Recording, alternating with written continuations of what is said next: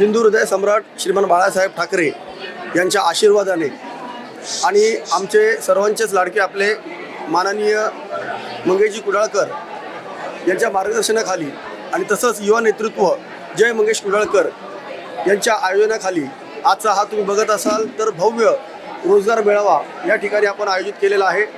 आणि सकाळपासून अगदी 9-9:30च्या वेळेपासून म्हणजे सुरुवातीच्या अगोदरपासूनच जे आपले युवक आणि युवती ज्यांना आपल्या जॉब नोकरीची जी आवश्यकता आहे त्यांचा खूप छान प्रतिसाद आहे।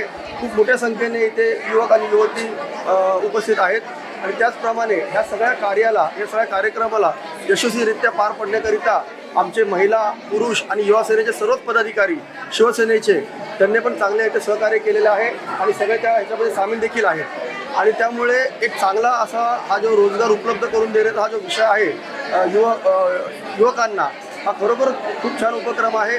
आणि हा सगळा विषय आम्ही आमचे आमदार मंगेशजी कुडाळकर यांच्यासोबत आम्ही ही चर्चा करून हा एक चांगला संकल्प करण्याचं आम्ही आयोजन केलेलं आहे। आज जागा कमी पडली असं वाटतं? हो नक्कीच, तुम्ही बघत असाल की ही पहिलीच आपण या विधानसभे स्तरावर आणि शाखा क्रमांक 169 मध्ये आपण हे जे आयोजन केलेलं आहे तर तुम्ही बघत असाल की आता हॉल बाहेरचा परिसर आणि एक वरचा पण आपला हॉल आहे। तुम्ही जर तिकडे चक्कर मारली असाल तर तो देखील तिकडे फुल झालेला आहे। जवळजवळ मला वाटते 140 ते 150 कंपन्या त्यांनी इथे सहभाग केलेला आहे। एवढ्या मोठ्या ह्याच्यामध्ये म्हणजे एवढ्या मोठ्या संख्येमध्ये या कंपन्यांचा सुद्धा प्रतिसाद आहे तो सुद्धा आपण एक प्रशंसनीय आहे।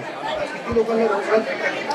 नक्कीच आता मला वाटते जवळजवळ आपलं 1,500 प्लस आत्तापर्यंत जो काउंट आहे तिथे रजिस्टरवर नोंदणी आहे आणि त्याच्यामधून अधिकातून चालूच आहे। आणि ही जी वेळ आहे 3 वाजेपर्यंत जो आहे याच्यामध्ये जास्त फ्लो असं त्यांचे HR आणि बाकीचे ऑर्गनायझर आहेत त्यांचं म्हणणं आहे की दुपारच्या काळामध्ये दुपारच्या वेळेमध्ये जास्त प्रतिसाद आणि जास्त लोकांची संख्या इथे येते। त्या अनुषंगाने अजून अधिक एक 2,000चा टार्गेट आम्ही क्रॉस करण्याच्या ह्याच्यामध्ये आहोत। आम्हाला अपेक्षा आहे की 2,000चा टार्गेट नक्कीच क्रॉस होईल। त्यापैकी मॅक्झिमम आम्ही जेवढं जास्तीत जास्त आपल्या युवकांना युवतींना जेवढं रोजगार उपलब्ध करून देता येईल तो आम्ही ऑलरेडी त्या कंपनीवाल्यांशी आम्ही त्यांना सांगितलेला आहे आणि नक्कीच आम्ही त्याला जास्तीत जास्त लोकांना नोकरी उपलब्ध करून देण्याचा प्रयत्न करू, रोजगार उपलब्ध करून देण्याचा प्रयत्न करू।